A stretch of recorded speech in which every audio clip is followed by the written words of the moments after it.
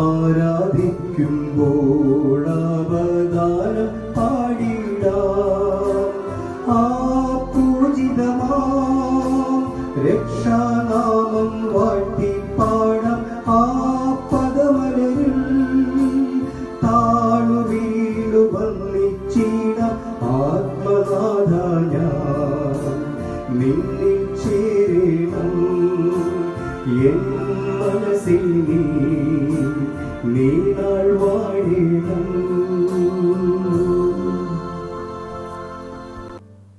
ദൈവനാമത്തിന് മഹത്വമുണ്ടാകട്ടെ. ഇന്നത്തെ പ്രഭാത ധ്യാനത്തിനായി 51 സങ്കീർത്തനം 16 വാക്യം. ഹനനയാഗം നീ ഇച്ഛിക്കുന്നില്ല, അല്ലെങ്കിൽ ഞാൻ അർപ്പിക്കുമായിരുന്നു. ഹോമയാഗത്തിൽ നിനക്ക് പ്രസാദവുമില്ല. പഴയ നിയമത്തിൽ യാഗങ്ങൾക്ക് വലിയ പ്രാധാന്യമുണ്ടായിരുന്നു. പാപയാഗം, ഹോമയാഗം, സമാധാനയാഗം ഇവയെല്ലാം ദൈവിക നിയമങ്ങളായിരുന്നു. എന്നാൽ പ്രശ്നം യാഗത്തിലല്ല, ഹൃദയമില്ലാത്ത യാഗത്തിലാണ്. ജനങ്ങൾ പലപ്പോഴും പുറമെ ഭക്തി കാണിച്ച് ഉള്ളിൽ പാപം സൂക്ഷിച്ചു.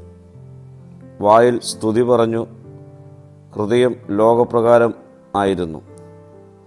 എന്നാൽ ദൈവം ഇതിനെ അംഗീകരിച്ചില്ല.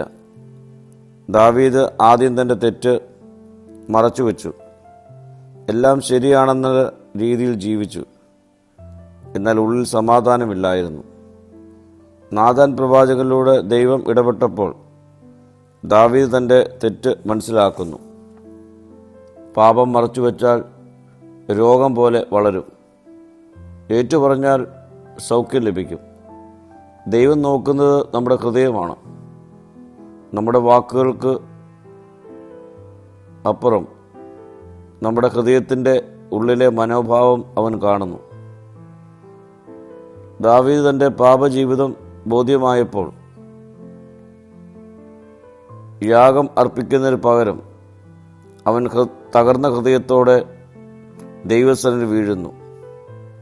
പ്രിയരെ, ഇന്ന് പലപ്പോഴും പാപത്തിൽ ജീവിച്ചിട്ട് അത് മറയ്ക്കുവാൻ വലിയ ഭക്തരാണെന്ന് നടിക്കുന്നവരാണ് പലരും. എന്നാൽ ദൈവം ആഗ്രഹിക്കുന്നത് തകർന്ന ഹൃദയമാണ്. പുറമേയുള്ള ചടങ്ങുകളിൽ മാത്രം ഒതുങ്ങാതെ സത്യമായ ഹൃദയത്തോടെ ദൈവസന്നിധിയിൽ നമുക്കെത്താം. അവൻ നമ്മുടെ പാപങ്ങളെ ക്ഷമിച്ച് നമ്മെ ശുദ്ധീകരിക്കും. പ്രാർത്ഥിക്കാം. കർത്താവേ, എൻ്റെ പാപങ്ങളെ ശുദ്ധീകരിച്ച് നിൻ്റെ ഇഷ്ടപ്രകാരം എന്നെ നടത്തണമേ. മഹത്വം നീ എടുക്കണം. യേശുവിൻ്റെ നാമത്തിൽ തന്നെ. ആമീൻ.